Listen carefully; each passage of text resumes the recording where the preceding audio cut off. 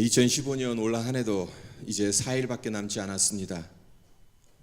언제나 이맘때가 되면 어떻게 시간이 이렇게 빨리 지나갔나, 참으로 다사다난한 한 해였다, 이런 말이 저절로 입에서 나오지요.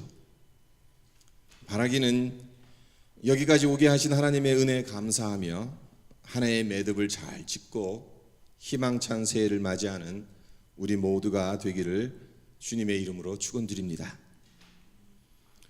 오늘 함께 나누고자 하는 본문 말씀, 참으로 많이 들어왔던 말씀입니다. 복에 관한 말씀하면 가장 먼저 떠오르는 구절 중 하나가 오늘 본문 창세기 12장 1절로 4절의 말씀일 겁니다. 아브라함을 복의 근원으로 삼기 위해 하나님께서 아브라함을 부르셨다. 이것이 우리가 알고 있는 본문의 핵심 주제인데요. 오늘은 이 핵심 주제가 아닌 새로운 시작을 앞에 둔 아브라함의 모습을 집중적으로 살펴보면서 한 해를 떠나보내고 한 해를 맞이하는 새로운 전환점에 서 있는 우리에게 주시는 영적 교훈이 무엇인지를 살펴보도록 하겠습니다. 1절을 다시 한번 보십시오. 여호와께서 아브라함에게 이르시되 너는 너의 고향과 친척과 아버지의 집을 떠나 내가 내게 보여줄 땅으로 가라. 고향과 친척과 아버지의 집이 의미하는 것이 무엇이겠습니까? 익숙한 것입니다.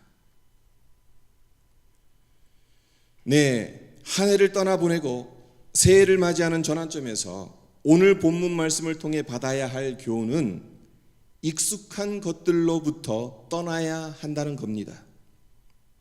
하지만 성도 여러분, 익숙한 것에서 떠난다는 것 쉬운 일입니까? 아닙니다. 결코 쉬운 일이 아닙니다. 더군다나 아브라함의 나이가 지금 몇 살입니까? 4절을 보면 75세라고 되어 있어요. 75세. 40도, 50도, 60도, 70도 아닙니다. 75세의 나이에 하나님께서 명령하시는 것이 내 고향, 친척, 아버지 집을 떠나라는 겁니다.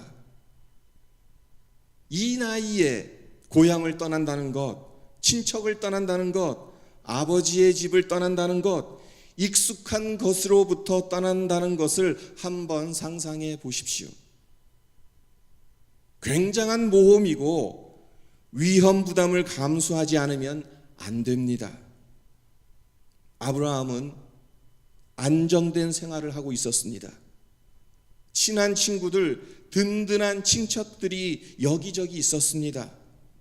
그래서 정들고 편안한 고향, 아버지의 집을 떠난다는 것은 한 번도 생각해 본 적이 없습니다. 그런 그에게 하나님은 이곳을 떠나라고 말씀하시는 것입니다. 게다가 어디로 가야 하는지 목적지도 알려주시지 않았습니다. 그냥 내가 내게 보여줄 땅으로 가라고 말씀하셨을 뿐입니다. 먼저 보따리를 챙겨서 나오라는 것입니다. 그러니 아브라함이 얼마나 당황스러웠겠어요. 아내에게는 뭐라고 말해야 하나? 어떻게 설명해야 하나? 이제까지 이곳에서 쌓아왔고 누려왔던 모든 것들, 사회적 기반, 경제적인 것들 어떻게 해야 하나? 꼭 이렇게 해야만 하나? 한숨이 저절로 나왔을 것입니다. 익숙한 것들과 헤어진다는 것 쉬운 일이 아닙니다. 편하고 안전한 곳을 떠나 알 수 없는 어딘가로 가는 것은 보통 일이 아닙니다. 하지만 하나님은 아브라함에게 떠날 것을 요구하십니다. 지금 그 자리에 머물지 말고 나오라고 도전하십니다. 그리고 하나님의 이 부르심은 오늘날에도 여전히 유효하다는 겁니다. 우리에게 익숙한 것들을 버리고 세상의 가치와 만족을 버리고 하나님께서 지시하시는 새로운 영역으로, 새로운 삶의 방식으로, 새로운 목표를 위해 살아가라고 오늘도 말씀하고 계시는 겁니다. 그렇습니다. 떠남이 없이는 축복도 없습니다. 떠나지 않고는 약속의 땅과 자손도 없어요. 떠나야 새로운 기회가 주어지고, 떠나야 더 크신 하나님을 만날 수 있게 되는 겁니다. 그렇다면 우리가 떠나야 할 익숙한 것들은 구체적으로 무엇이겠습니까? 우리가 떠나야 할 익숙한 것들, 그 첫 번째는 과거의 실패입니다. 우리 모두 인생의 여정에서 실패하고 그래서 좌절할 때가 많이 있지 않았습니까?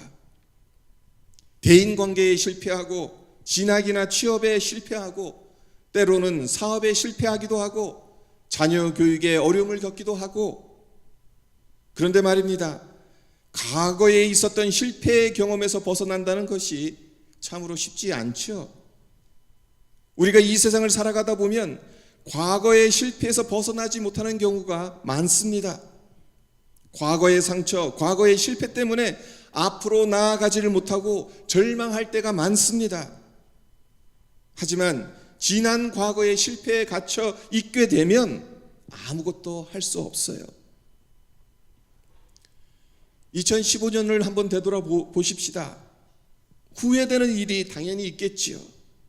잘 안 된 일이 있습니다. 그러나 그래도 그것들을 훌훌 털어내야 합니다. 과거의 실패로부터 과감하게 떠나야 합니다. 미국 사람들이 가장 존경하는 대통령 누구입니까? 링컨 대통령이죠. 그런데 링컨이 1860년 51세의 나이에 대통령으로 선출되기까지 얼마나 많은 실패를 경험했는지 그의 이력서를 살펴보면 실패의 목록으로 가득 차 있습니다. 1831년 22살 때에 사업을 시작했지만 얼마 지나지 않아 실패합니다. 그 다음에 23살 때엔 일리노이주의 주유인에 출마했지만 낙선합니다. 1835년 26살이 되던 해에는 약혼녀가 죽고, 이로 인해 링컨이 1년 동안 신경쇠약으로 고생하게 됩니다. 1843년 34살엔 연방 하원의원에 출마했지만 낙선해요. 그리고 5년 후 다시 출마했지만 보기 좋게 또다시 실패의 쓴잔을 마십니다. 1855년 그의 나이 46세가 되었을 때 이번에는 연방 상원의원에 출마하지만 역시나 낙선이에요. 그리고 1년 후 부통령에 출마해요. 하지만 또 미역국을 마십니다. 1859년 하늘의 명을 깨닫는 지천명의 나이 50에 또다시 상원의원에 도전하지만 또 실패합니다. 그리고 그 다음에 1860년 그 해에 마침내 미국의 16대 대통령에 당선됩니다. 결국 대통령에 당선되기 전까지는 계속 실패했다는 거예요. 링컨 대통령이 오늘날까지 수많은 사람들로부터 존경을 받는 이유가 무엇이겠습니까? 한 번도 실패하지 않고 승승장구했기 때문입니까? 아닙니다. 수많은 실패에도 불구하고 그 실패의 경험에 좌절하지 않았고 포기하지 않았고 계속해서 도전하고 도전했기 때문입니다. 링컨 대통령은 과거의 실패로부터 떠날 줄 알았던 사람이었습니다. 그러하기에 그에게 미래가 있었고 그 미래가 현실이 될 수 있었던 것입니다. 성도 여러분, 작심삼일이라고 마음먹은 것 3일도 가지 않을 때가 많잖아요. 매일 성경을 읽겠다는 결심, 올 한 해 여러 차례 시도해 보았지만 번번이 실패하지 않았습니까? 하지만 그러한 실패의 경험이 있다 하더라도 그것이 여러분의 발목을 잡지 않게 하십시오. 이 한 해가 지나가기 전에 매듭져야 할 중요한 것들 중 하나가 과거의 실패로부터 떠나야 한다는 것을 마음에 새기기를 바랍니다. 둘째로 떠나야 하는 익숙한 것, 그것은 과거의 실패 정반대편에 있는 과거의 성공인 겁니다. 과거의 실패만큼이나, 아니 어쩌면 그보다 더 위험한 것은 과거의 성공이라고 말할 수 있습니다. 실제로 많은 사람들이 과거의 성공 때문에 인생을 망칩니다. 실패의 경험 때문에 실패하는 사람보다 성공의 경험 때문에 실패하는 사람이 훨씬 더 많습니다. 성경에도 이런 인물들이 얼마나 많이 나오는지 몰라요. 특별히 역대기를 살펴보면 남유다 왕국의 왕들 중에 이런 예들이 많아요. 왕위에 오르고 나서 처음에는 하나님 앞에서 바른 길을 걸었었는데 말년에 가선 잘못된 길로 가는 바람에 하나님으로부터 책망을 들은 왕들이 있습니다. 아사 왕이 있었고, 요아스 왕이 있었고, 우시야 왕이 있었고, 요담 왕이 있었고, 심지어 히스기야 왕도 있었습니다. 왜 이런 안타까운 일이 일어나는 것입니까? 과거의 성공에 도취되어서 앞으로 나아가지 않고 안주했기 때문입니다. 그리고 성공은 성취감을 가져다 준다는 긍정적인 면이 분명히 있기는 합니다만, 그 반대로 우리를 교만하게 만드는 부정적인 면 또한 있기 때문에 이런 일이 발생하는 겁니다. 성공해서 교만해지면 어떤 결과가 초래됩니까? 하나님의 징계를 받게 되는 거예요. 하나님은 교만한 자를 대적하시는 분입니다. 그냥 내버려 두시지 않고 치시는 분입니다. 따라서 우리는 뭔가를 이루었다고 생각할 때 그때 조심해야 합니다. 그런즉 선줄로 생각하는 자는 넘어질까 조심하라는 고린도전서 10장 12절 말씀을 우리 마음에 늘 새겨야 합니다. 그리고 한 걸음 더 나아가 분명한 표대를 가져야 한다는 것 또한 유념했으면 합니다. 빌립보서 3장 13절에서 14절에 사도 바울이 다음과 같이 고백합니다. 형제들아, 나는 아직 내가 잡은 줄로 여기지 아니하고 오직 한 일, 즉 뒤에 있는 것은 잊어버리고 앞에 있는 것을 잡으려고 표대를 향하여 그리스도 예수 안에서 하나님이 위에서 부르신 부름의 상을 위하여 달려가노라.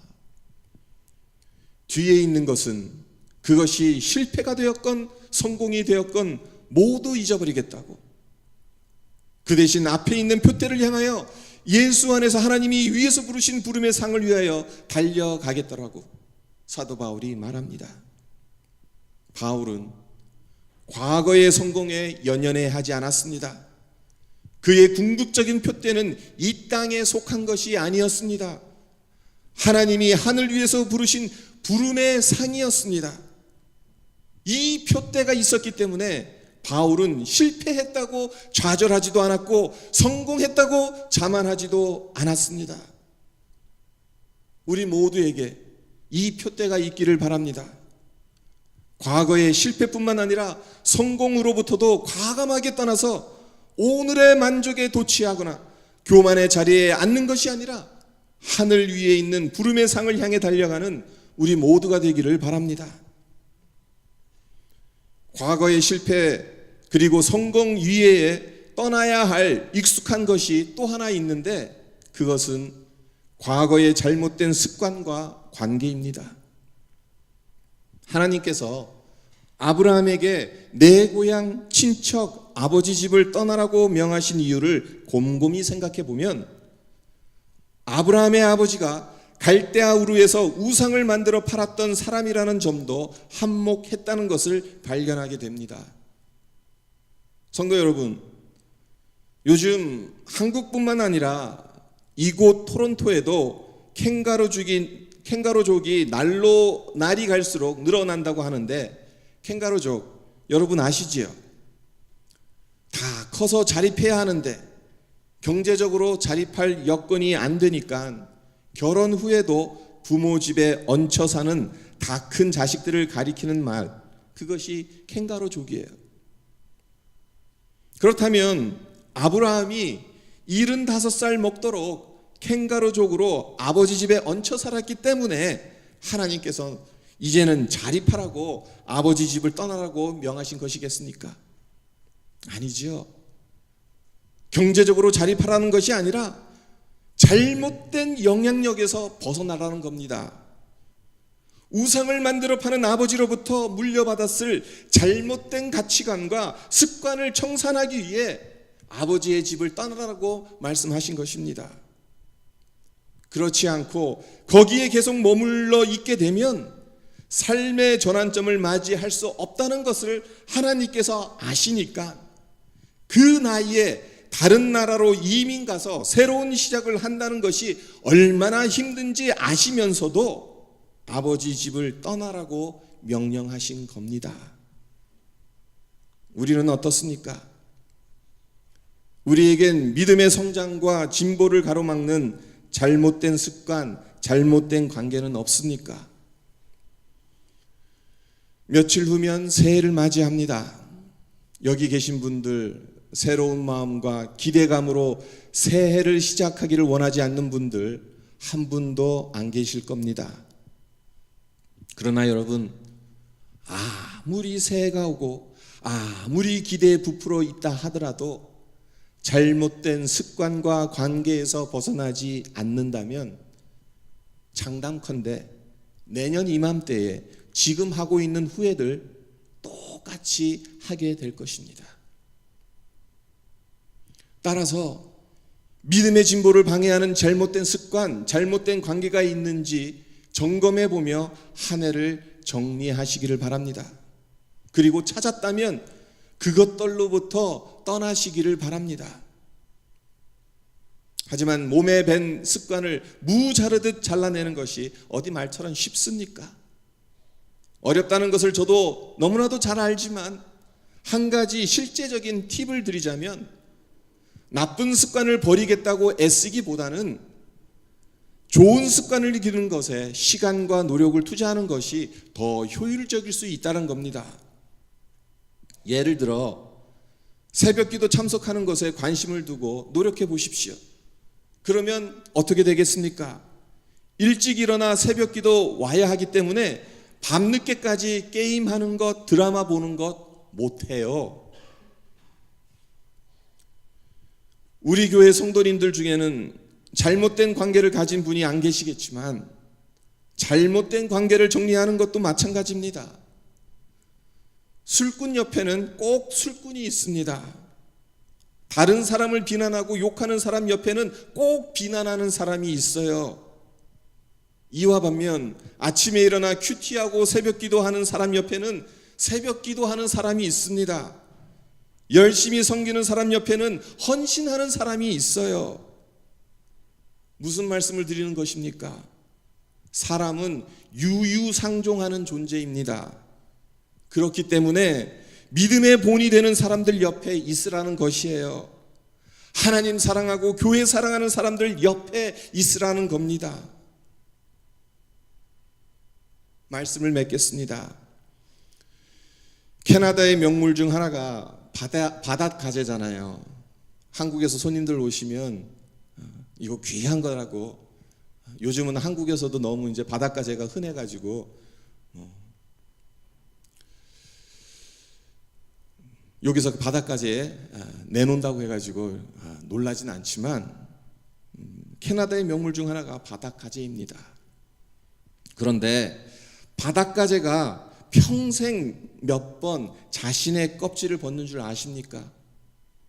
태어나서 첫 5년간은 무려 25번이나 탈피를 하고 어느 정도 자라면 1년에 한 번 탈피하고 상당히 커지면 몇 년에 한 번 정도 껍질을 벗는다고 해요. 문제는 탈피의 과정이 바닷가재에게 굉장히 고통스럽고 힘든 일이라는 거예요. 그리고 새로운 껍질이 딱 딱딱해지기까지 약 1주에서 2주 동안 소요되기 때문에 그동안은 숨어 지내야 한다는 겁니다. 그렇지 않으면 포식자들에게 아주 쉽게 잡아먹힐 수 있습니다. 바닷가재에게 있어 껍질을 벗는 탈피의 과정은 고통스럽고 위험천만한 과정입니다. 하지만 이 과정을 거치지 않으면 안 됩니다.